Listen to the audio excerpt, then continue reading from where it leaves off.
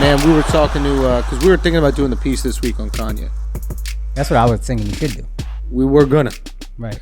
And we were gonna do it based on Kanye using a mental illness or faking a mental illness, this, that, the other. And then we started to like have conversations with some people. I gotta keep them nameless.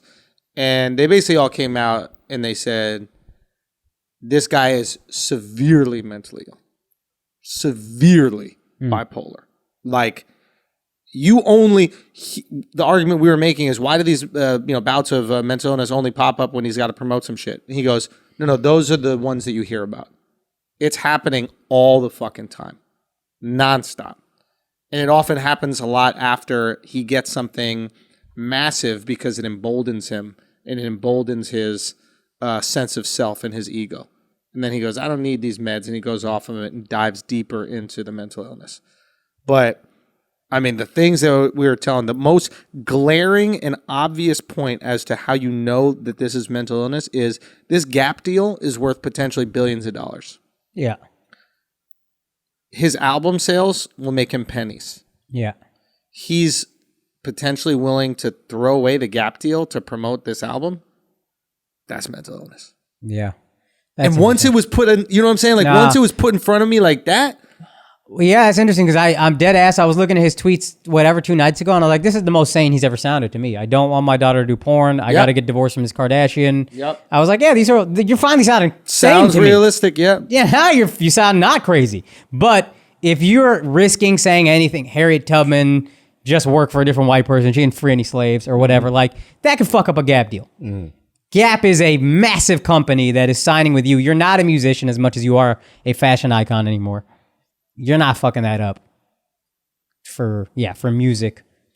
Also, another thing that we came across in our research about this is the only people that he works with are people that need something from him. And not only people, corporations. Gap was fucked. Gap was doing horribly. Right. So they're willing to take the risk of working with a mentally ill person, a severely mentally ill person. And what happens? The stock goes through the roof the second they announce it. Adidas was not doing well. Yeah. So they're like, fuck it, I'll risk it. Anybody who enables a mental illness, setting up these rallies in South Carolina, working with him at the studio, all these things, they're not Dr. Dre. Right.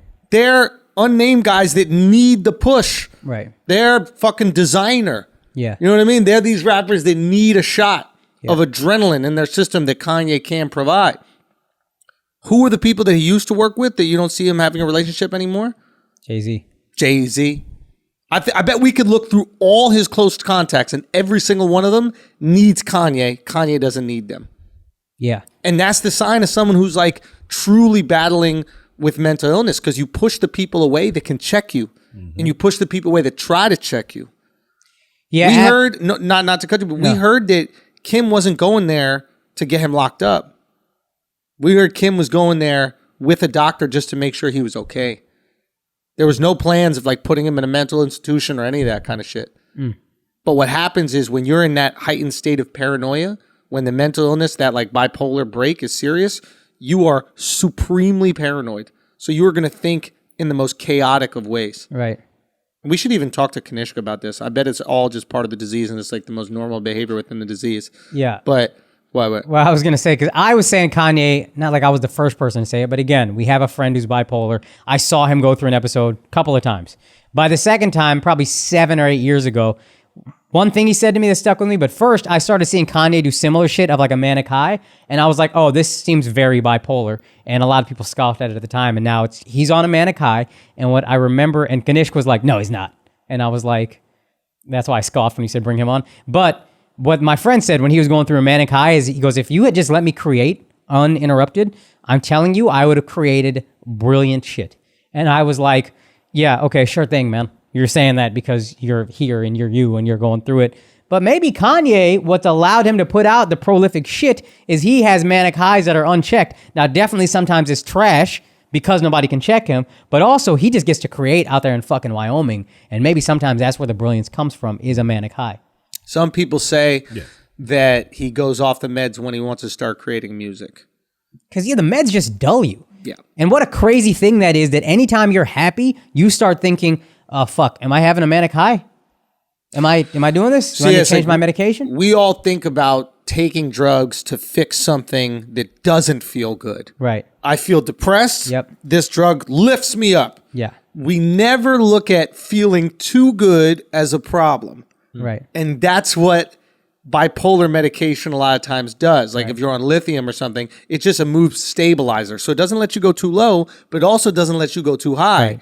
But imagine feeling high to the point where you can, some people say that they can actually like feel colors, Yeah. right? Like imagine feeling that level of good and then taking a pill that's going to make you feel worse. Right. Nobody wants to take a drug that makes you feel worse. Matter of fact, if you do have a bad experience with drugs, meaning they make you feel worse, like I had with mushrooms, I'm like, I ain't never taking doing that that shit. again. Exactly. So imagine the discipline that it must take. Yeah. That every time you start to feel good, you go, uh-oh, did I take my meds? I got to take my meds. And it's specifically Sad. called a mood stabilizer. So like if I took Allegra for allergies and I started sneezing more, I'd be like, I feel worse for the exact thing it's supposed to help. Fuck you. I'm not taking these meds.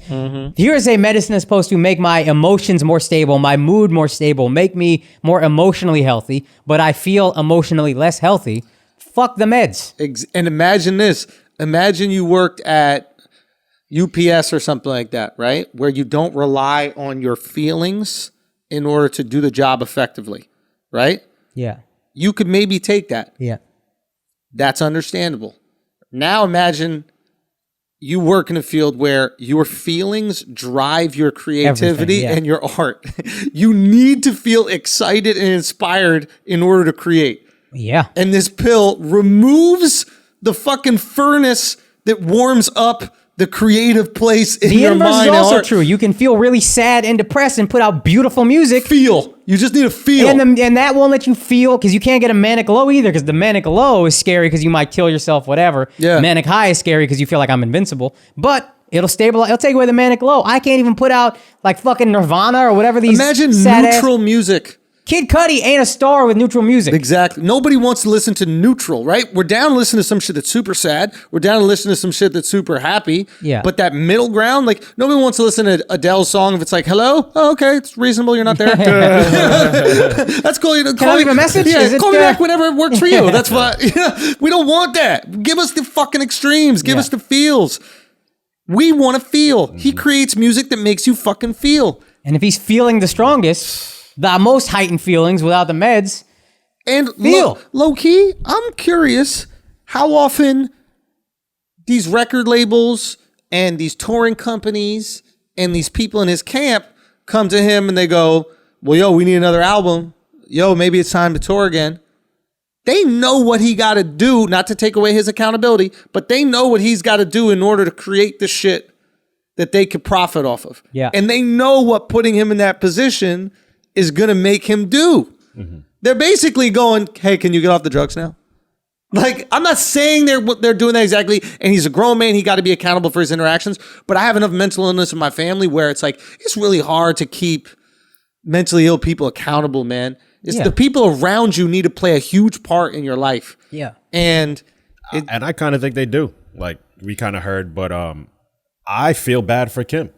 Yo, Like, Kim, and it's funny, I've never felt bad for a Kardashian in a day of my life. yo, Y'all are making me for the uh, first time. Go ahead. Listen to this. This is I interesting. feel bad for Kim because she seems like a woman who just wanted to be in love, be in a relationship, start a family. Like, she's not really doing the antics that she used to do as much. And she's just tasked with keeping the family together and making sure Kanye doesn't explode their family dynamic. Like, she has to deal with his manics up and down way more than we even see. And you never see her like lash out at Kanye. It's always like, hey guys, just, he's dealing with something, have some patience for him, whatever the case is. Like, that takes a lot. Son, I'm For telling a girl you, bro. who has the money and the resources she has, I don't know why she hasn't like, fuck this motherfucker. Exactly. I understand the gold digger, right? That she got needs money. Kanye. You gotta enable him because that's your lifestyle too. Kim might have more money than Kanye. Who knows if she doesn't? But Kim was floating Kanye. Kanye was 53 million in debt. She was paying all the bills, everything. She got to deal with this mentally ill motherfucker who won't stay on his meds. when he offers no benefit to her besides being a family man. She don't even monetize him on the show. He's barely on the show, right? The Keeping Up with the Kardashian shit. So while we're all sitting here going, oh, she's going to use this for next season, Kris Jenner going to find a way, he's not really on the show that much. So literally she's going through this to keep the family together. So here's why I don't disagree. Here's where I'm stubbornly still anti-Kardashian because I've locked into not liking them. Yeah. No, you have tons of finish. They're horrendous people, but they know whether he's on the show or not. A lot of motherfuckers are going to watch the show to see how this unfolds behind the scenes. That's fair. Yes. And I don't think, maybe Kim, I can see Kim based on little clips when I watch when my girl is around. Oh, she's bullshit. I truly cannot do it. I'll watch The Bachelor. Yeah. I'll watch a lot. That one, I'm like, I can't be in the room. I fucking hate this. But she seems like she really does. She just wants to be in love. I get that to a degree. I still think she co-signs a lot of Kris Jenner shit. But I think Kris Jenner is keenly aware that you need drama to keep this show afloat, and this show might not make a ton of money, but it floats everything else. It funnels into everything else we're doing now. Mm-hmm. And I think when she sees things going off the rail, she is completely okay with it and willing to let it go. She's like a record exec to me. I think that's really reasonable. I think it's a reasonable criticism. But then look how Kanye was doing screenshots of him reaching out to Kris, and she was just silent. Yeah, but he's saying shit to her like easily gaslight him and turn him up a little bit more. Yeah, but why do you need to? He's already putting the screenshots. Yeah, up. no, I'm just saying it's like I think they as a family just have his best intentions in mind right now. How about it's a little bit of both? It's probably maybe of course it's maybe both. it's somewhere in the but middle. He bought into that system. They 100%. were already monetizing their.